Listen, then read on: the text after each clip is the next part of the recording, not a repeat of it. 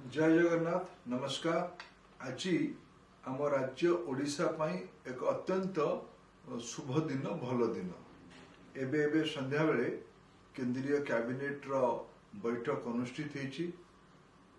तार उपरांते देशर रेल विभाग मंत्री तथा सूचना प्रसारण विभाग मंत्री देश सामने आज कैबिनेट रो किछि निष्पत्ति को सामना को आनिचंती। मुझे ओडिशा पई गौरवर दिन कहूँ आज ओडिशार बहु आकांक्षित 6टी रेलवाई प्रकल्प को कैबिनेट मंजूरी देछि। बादाम पहाड़ केउंझर गड़ नुआ लाइन 2107 कोटी टंकार, बांगिरी पोसीरु गोरु महिषाणी नुआ लाइन पखापाखि 2500 कोटी टंकार, गुणपुर थेरुवाली नुआ लाइन 1326 कोटी टंका, जूनागढ़ नवरंगपुर नुआ लाइन 3264 कोटी टंका, मालकानगिरी पांडुरंगापुरम भाया भद्राचलम स्टेशन पखापाखि 3600 कोटी टंका, मयूरभंज जिलार बुरामरारू पश्चिम बंगाल चाकुलिया पर्यंत नुआ लाइन रे पखापाखि 1500 कोटी टंका, सर्वमोट 15,000 कोटी टंकार व्यय बरादरे 6टी महत्वाकांक्षी रेलवाई प्रकल्पर आज कैबिनेट आर्थिक मंजूरी देछि। आज आउ गोटे कथा है आज बजेट सत्र शेष दिन। यही बजेट सत्र रे देशर प्रधानमंत्री दृष्टि पूर्वोदय को अर्थमंत्री गोटे नुआ कल्पना देथिले।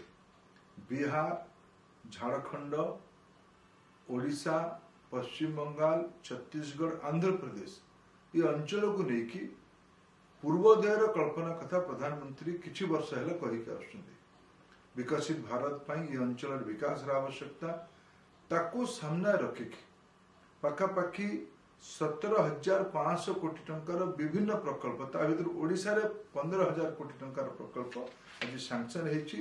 या द्वारा ओडिशार मयूरभंज, केन्दुझर, कोरापुट, मालकानगिरी, रायगड़ा, नवरंगपुर, कलाहांडी जिला गुड़िकर अर्थनैतिक विकास हब, नुआ रोजगार सृष्टि हब, यात्री परिवहन रे अनेक नुआ सुविधा आसीबो, मालवाही परिवहन रे सुविधा आसीबो, ओडिशा तथा पड़ोसा राज्य गुड़िकर शिल्पांचल विकास, ओडिशार बंदर गुड़िकर द्रुत विकास ये सबू काम हो पार। गोटे 21 शताब्दी 21st सेंचुरी इंफ्रास्ट्रक्चर ये बजेट माध्यम रे पूर्वोदय योजना जोटा को प्रधानमंत्री कही सेटा आज साकार बजेट एबे हेइथिला।